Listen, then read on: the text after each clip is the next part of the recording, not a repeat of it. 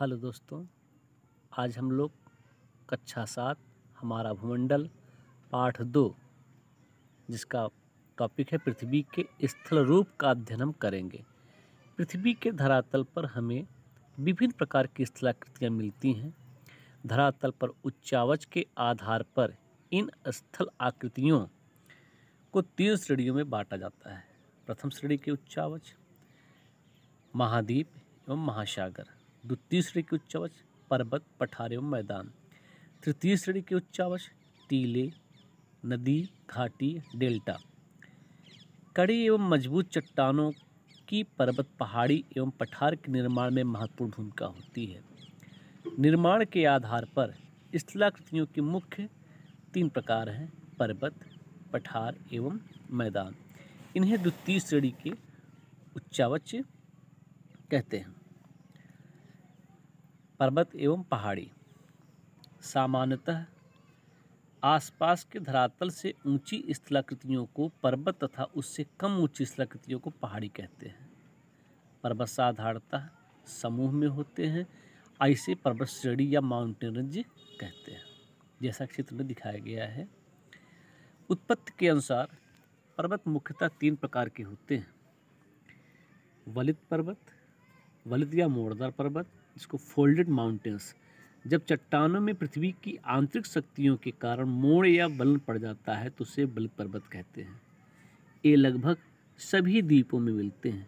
वलित पर्वत के उदाहरण हिमालय, एल्ब्रुज, आल्प्स, एटलस, ड्रेकेंस वर्ग, Rockies, Andes, great dividing range आदि है। जैसा कि चित्र में दिखाया गया है कि ऐसे धीरे धीरे फोल्ड होकर के ये ऊपर उठ जाती है। उसके बाद भ्रंश या खंड पर्वत जिसको ब्लॉक माउंटेन्स कहते हैं। चट्टानों के भ्रंशित होकर ऊपर उठने या नीचे धंसने से भ्रंश पर्वत अस्तित्व में आते हैं।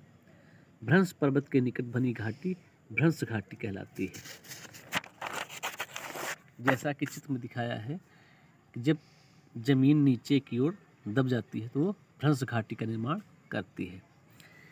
भारत में नर्मदा नदी विंध्य एवं सतपुड़ा के मध्य भ्रंश घाटी में बहती है। विश्व के प्रमुख भ्रंश पर्वत वासजेस, ब्लैक फॉरेस्ट, सीयरा नेवादा आदि हैं। ज्वालामुखी पर्वत वोल्केनिक माउंटेन्स, ज्वालामुखी भूपर्पटी पर एक मुख्य या खुला द्वार होता है जिससे मैग्मा जो जमीन के अंदर रहता है तो मैग्मा कहलाता है, जब ऊपर आता है तो उसे लावा कहते हैं। पृथ्वी के धरातल पर आता है। इस द्वार के चारों ओर लावा एकत्र होने से शंकु के आकार की आकृति बनती है। इसे ज्वालामुखी पर्वत कहते हैं। विश्व के कुछ प्रमुख ज्वालामुखी पर्वत मोना लोवा, चिम्बोराजो, क्राकाटोवा, विसुवियस, पिलियन आदि। भारत का एकमात्र सक्रिय ज्वालामुखी अंडमान और निकोबार द्वीप समूह के वैरन द्वीप पर है। पठार पृथ्वी पर अपेक्षाकृत ऊंचे एवं चौरस स्थल रूप पठार कहलाते हैं। ये पर्वतों की अपेक्षा कम ऊंचे, समतल में सपाट होते हैं। पठार के किनारे खड़े ढाल वाले होते हैं। अफ्रीका महाद्वीप का अधिकांश भाग पठारी है। भारत का प्रायद्वीपीय भाग पठार का प्रमुख उदाहरण है। विश्व के प्रमुख पठार साइबेरिया का पठार, पश्चिम ऑस्ट्रेलिया का पठार, ब्राज़ील का पठार, कोलंबिया का पठार, कनाडा शील्ड आदि है। मैदान प्लेन प्रायः भूपटल पर समतल किंतु निचले स्थल रूपों का मैदान कहते हैं। इसका ढाल मंद होता है तथा छोटे छोटे उच्चावच को छोड़कर ये समतल एवं सपाट होते हैं। उत्तर भारत का मैदान, विश्व के प्रमुख मैदान, यूरोप का मैदान, साइबेरिया का मैदान, ह्वांगहो का मैदान, उत्तरी अमेरिका का मैदान, मध्य एशिया का मैदान आदि। इस तरह से हम पृथ्वी के स्थल रूप का आज अध्ययन करते हैं। आपके समझ में आया होगा, हमें आशा करते हैं।